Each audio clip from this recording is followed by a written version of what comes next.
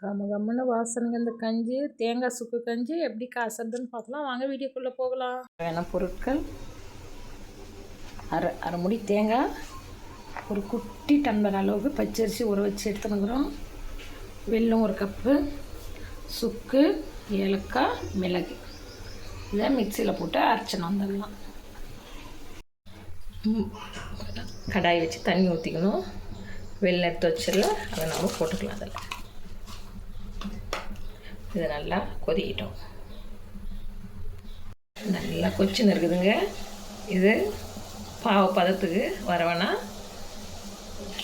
நம்ம அரைச்சி வச்ச அரிசி, தேங்காய், சுக்கு, ஏலக்காய், மிளகு அதெல்லாம் ஊற்றிட்டோம். அது நல்லா கொதி வரும். கொஞ்சம் கல் உப்பு டேஸ்ட்டுக்கு. இது தொழகினே இருங்க, அடி பிடிச்சிடும். நல்லா தொழகி கொடுத்துனுருங்க. கொதிக்கிறவளையும் நம்ம தொழகணும்னா போதும். அப்புறம் சிம்மில் வச்சுட்டு கொதிக்க விட்டுக்கலாம். நல்லா டிக் ஆகிடுச்சு பாருங்கள். இது தொண்டை வலிகெல்லாம் கூட இது குடித்தோம்னா நல்லா வதமாக இருக்குங்க. நமக்கு கஞ்சி ரெடி ஆகிடுச்சிங்க.